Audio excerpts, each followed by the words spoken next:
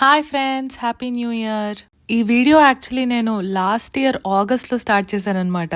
Post చేసేసరికి ఇంత time పడుతుంది. టైం లైన్ కొంచెం మెస్సీగా ఉన్నా ఏమనుకోకుండా చూసేయండి, లేకపోతే స్కంద 2 స్టోరీ ప్రిడిక్షన్ చేసి చూపిస్తా. ఈ వీడియో విషయానికి వస్తే నా దగ్గర చాలా ఐడియాస్ ఉన్నాయండి. ఈ టాపిక్ మీద వీడియో చేయాలి, ఆ టాపిక్ మీద వీడియో చేయాలి అని.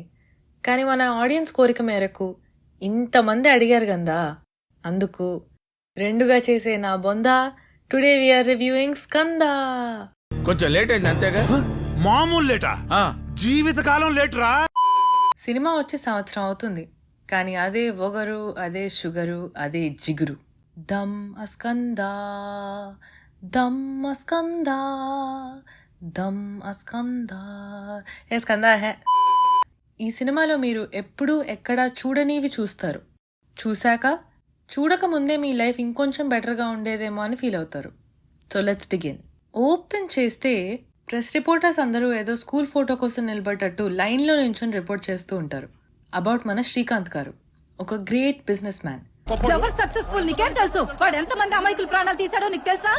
ఆబ్వియస్లీ ఈయన ఈ నేరాలు ఘోరాలు ఏం చేయలేదు.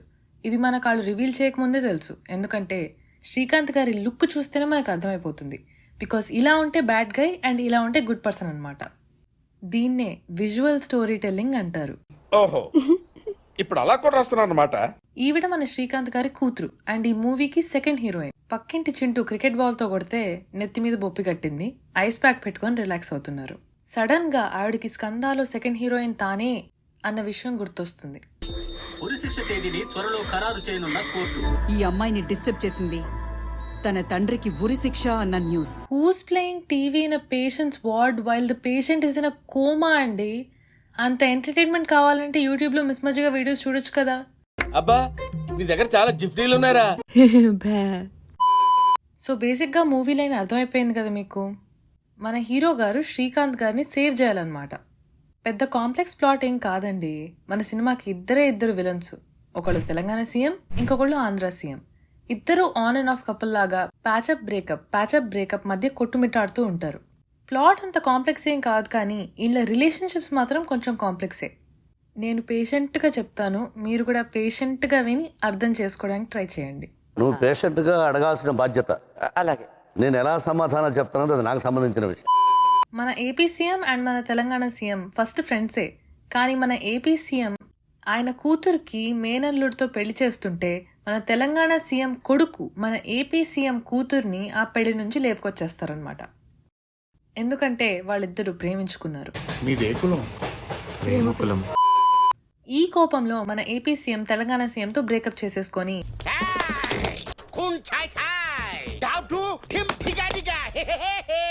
అని ఛాలెంజ్ చేస్తారు. ఇప్పుడు పెళ్లి ఆగిపోయింది కదా, అవమానం భరించలేక మన ఏపీ సీఎం ఆయన ఓన్ మామయ్య మెడని వంకాయ తోడ మీద ఇరిచినట్టు ఇరిచేస్తారు.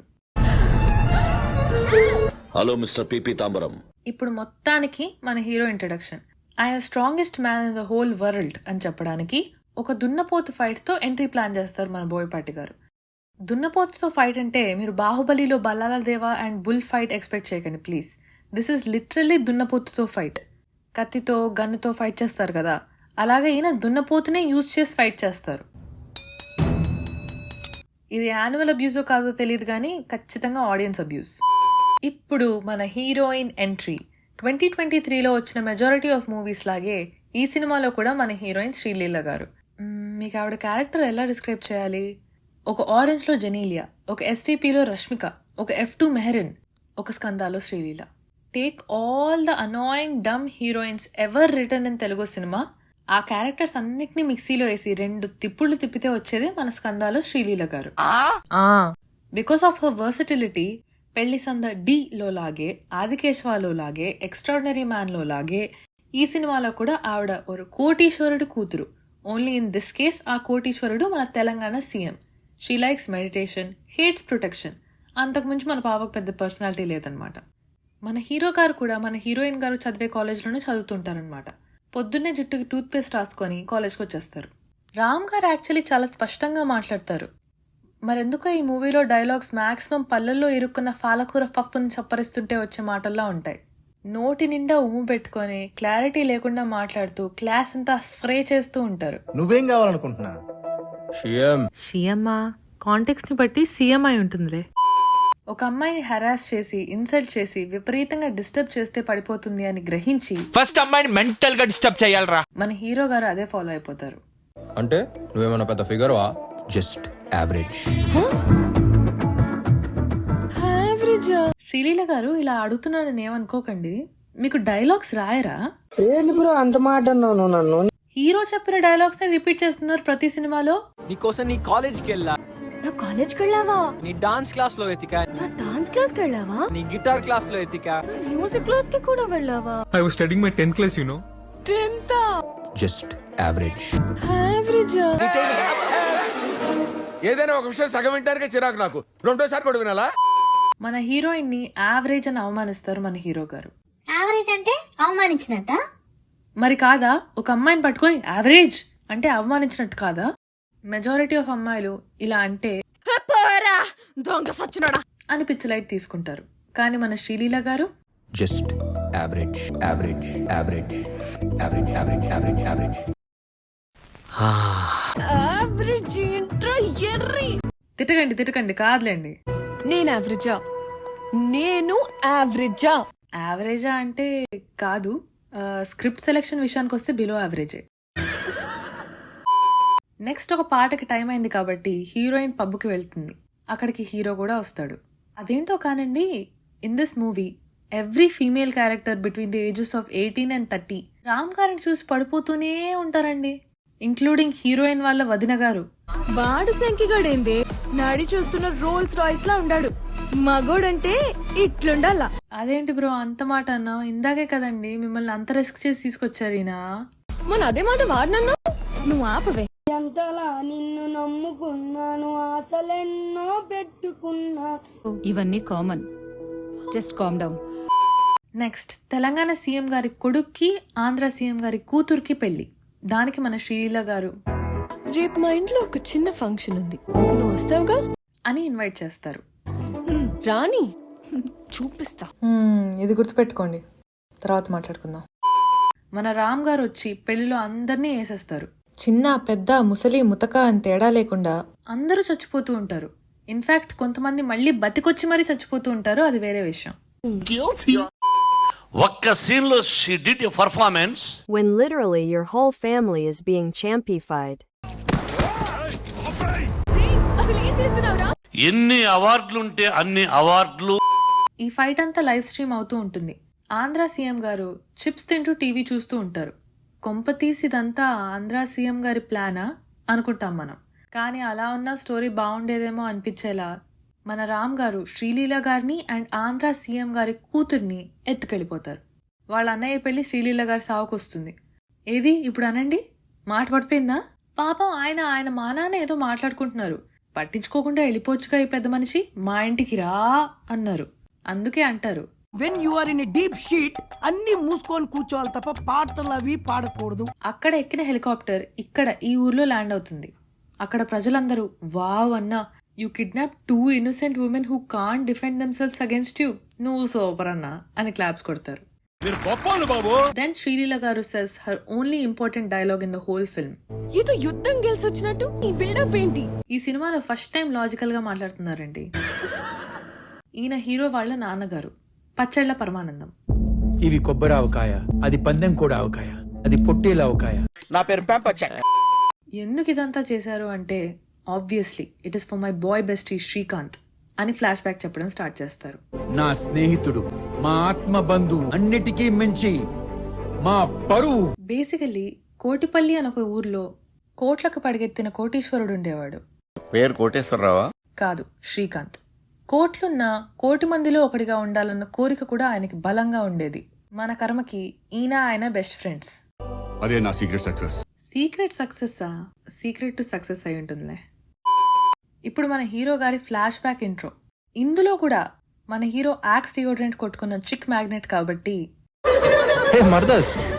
నువ్వు అంటే మేమంతా రెడీ పెళ్లి పీటలు ఎక్కడానికి. అంతమంది ఎందుకురా బుజ్జే? ఏటే అందరూ మావాడమే పడిపోయారు. నాకు కూడా అదే అర్థం కావట్లేదండి. ఆయన టెక్నికల్లీ ఈ ఫ్లాష్ బ్యాక్ లో ఒక సాంగ్ కి డాన్స్ చేయడం తప్ప ఇంకేం చేయలేదు. నేను చూసుకుంటాలే బాబాయ్, మీరు వెళ్ళండి. కరువు. మీరు ఈ ఊరికి తోరణాలు అంటోళ్ళు, ఈ ప్రాంతానికే చుక్కలు. ఓరు బాబు ఆపేయండి సార్. బోయపాటి గారు, మీ సినిమాల్లో ప్రతిసారి అమ్మాయి అంటే ఇంటికి తోరణం, పొయ్యి మీద పాయసం, రథం ముగ్గులో చుక్క, సీతం వాకిట్లో సిరిమల్లో మొక్క అంటారు గాని అమ్మాయి అంటే అమ్మాయి అనుకోరా అండి మీరెప్పుడు? ఆడపిల్లంటే ఒక బ్యాంక్ లాకర్ లాంటిది. మన సెకండ్ హీరోయిన్ హీరో ఇక్కడే ఫస్ట్ టైం ఒకరినొకరు చూసుకుంటారు. ఇంకో వికెట్ పడిందే. రాయల్గా ఉందా? అంతేనా అంటే అంతే, ఇంకా చెప్పడానికి కూడా ఏం లేదు ఇక్కడ. ఇంత చెప్పాక కూడా మీరు ఎఫర్ట్ ఎక్స్పెక్ట్ చేయడం మీ తప్పు. బ్రష్ చేస్తే బాగుండేది. నాకు మాట ఇవ్వరా, నా పిల్లల పెళ్లిళ్ళు కూడా నీ చేతుల మీదుగా చేసి పెట్టాలరా. నాకు నా కొడుకున్నాడురా. ఆయన అడిగేదేంటి, మీరు చెప్పేదేంటి? ఏమైనా లాజిక్ ఉందా అసలు? ఎన్ని రెండేసా? మీరు ఒకవేళ బోయపాటి గారి ఫ్యాన్ అయి ఉంటే మీకు తెలుసు, మీరు ఇప్పటికే వెయిట్ చేస్తూ ఉంటారు. ఏది ఆ గిల్ట్ ట్రిప్పింగ్ సీన్ ఏది? ఇప్పుడు మీరు ఆసక్తిగా ఎదురు చూస్తున్న ఈ సీన్ వచ్చేసింది. ఎన్ఆర్ఐస్ ని గిల్ట్ ట్రిప్ చేయడానికి పెట్టే సీన్.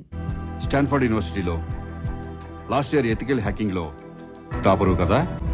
డైరెక్ట్ గా main company fire wall crack చేసి హ్యాక్ చేస్తే అదే company CEO highest package of the decade offer ఇచ్చారు, కానీ రిజెక్ట్ చేసి వచ్చేసాం. Highest package of the decade సరిపోతుందా, లేకపోతే ఈ కంపెనీయే రాసిచ్చేసాడన్నామా? చెయ్యి పట్టి నడిపించిన అమ్మా నాన్న వదిలేసి వెళ్ళిపోతా మామయ్య. మనిషివా పశువా నువ్వు? మాట్లాడుతున్నాను కదా, పెద్ద మనిషితో మాట్లాడుతున్నాను కదా. మన శ్రీకాంత్ గారు కృషి ఉంటే మనుషులు ఋషులవుతారు, మహాపురుషులవుతారు అని పాడుతుండగా మన హీరో గారు ఊర్లో లేని టైం చూసి మన ఇద్దరు సీఎంలు కలిసి ఈయనని ఫుల్లుగా వాడేసుకొని ఒక స్కామ్లో ఇరికిస్తారు. ఫ్లాష్ బ్యాక్ అంతా వినగానే శ్రీలీల గారు కరిగిపోతారు. అప్పటి వరకు మనం ఇలాంటి మహానుభావున్న దూరంగా పెట్టింది అని ఒక్కసారి ఆ అమ్మాయి అని లెగుస్తుంది. నన్ను కిడ్నాప్ చేసి నువ్వు కాఫీ తాగుతావా చెప్తా. కిడ్నాప్ చేసి కాఫీ తాగకూడదా అంటే అటుపని తినేసి చంపేచా? ఏం మాట్లాడతారండి మీరు కూడాను? బోర్ కొడుతుంది. ఏంటో మ్యూజిక్ సౌండ్ లో బీట్ ఉండాలి, బాడీలో స్వింగ్ ఉండాలి, చూపులో టెక్ ఉండాలి, పట్టులో కిక్ ఉండాలి, పక్కన నువ్వు ఉండాలి. పిచ్చి మీకై ఉండాలి, ట్రీట్మెంట్ మాకై ఉండాలి. శ్రీలీల గారు, మీరు ఇది కాదా LOVE, ఇది కాదా LOVE అనుకుంటున్నట్టున్నారు. But let me tell you, దీన్నే స్టాక్ హోమ్ సిండ్రోమ్ అంటారు. Stockholm syndrome 7th stage of Stockholm syndrome. లేకపోతే ఏంటండి, ఆయన మీ కిడ్నాపర్ అన్న సంగతి మీకు గుర్తుందా? What is this? ఛాన్స్ దొరికితే లగెత్తండి రోయ్ అని పారిపోకుండా ఏంటిది? ఆబ్వియస్లీ ఇప్పుడు విలన్ బ్యాచ్ వాళ్ళ కూతుర్ని రెస్క్యూ చేయాలి కాబట్టి జస్ట్ లైక్ దాట్ మళ్ళీ కలిసిపోతారు. Really? Just like that? Is that true? 3 batches దిగుతారు ఊర్లో. అండ్ యాజ్ యూజువల్ అందరినీ హీరో చంపేస్తాడు, ఎక్సెప్ట్ మన బిగ్ బాస్ ప్రిన్స్ గారు. ఆయన కొట్టగానే కిందటిపోతారనమాట. రొటీన్గా అయితే ఏమవుతుంది చెప్పండి? హీరోయినో, వాళ్ళ అమ్మో, వాళ్ళ నాన్నో లే హీరో అని లేపితే లేచి కొడతారు. కానీ ఇక్కడ మన బోయపాటి గారు ఆయనకు అస్సలు టచ్ లేని సబ్జెక్ట్ ట్రై చేస్తారు, కొత్తదనం. సో ఏం చేస్తారో తెలుసా? ఎస్, ఇంతసేపు హీరో డబుల్ యాక్షన్. పోలా అదిరిపోలా? కొత్తగా కాదు, చెత్తగా. I don't even know what's going on at this point అండి. ఏందా సూపో ఓడెవడనా వచ్చి నేనెవడనా? నీకు నాకు లింక్ ఏందా? అవునవును. వీడికి వాడికి ఏంటి సంబంధం? ఆన్సర్ ఏంటో తెలుసా? నథింగ్. యా, ఆయన ఈవిడ బాయ్ ఫ్రెండ్ అనమాట. మరి ఈయనతో ఈ సీన్స్ అన్ని అయ్యాయి కదా. ఇవన్నీ కామన్, జస్ట్ కామ్ డౌన్. అంతే, అదండి సినిమా అయిపోయింది. అబ్బా, అప్పుడే హ్యాపీ ఫీల్ అవ్వకండి, స్కంద 2 ఉంది కదా. ఆడియన్స్ మీద రివెంజ్ అన్నమాట. అంతేనండి ఈ video. Thank you so much for watching. As usual ఎవరిని హర్ట్ చేయాలని కాదు, ఏదో 2 జోకులు వేసుకున్నావా, కొంచెంసేపు క్రింజ్ అయ్యావా అనుకోవడానికే. దయచేసి లైక్ చేయండి, షేర్ చేయండి, సబ్స్క్రైబ్ చేయండి. అండ్ మీకు ఈ వీడియో నచ్చినట్టయితే జస్ట్ యావరేజ్ అని కామెంట్ చేయండి. త్వరలో కొత్త వీడియోతో మళ్ళీ కలుద్దాం. ఇంకొక సినిమాలో క్రింజ్ని అన్ఫోల్డ్ చేద్దాం. అంతవరకు మజ్జిగ తాగి చల్లగా ఉండండి ఫ్రెండ్స్. బాయ్.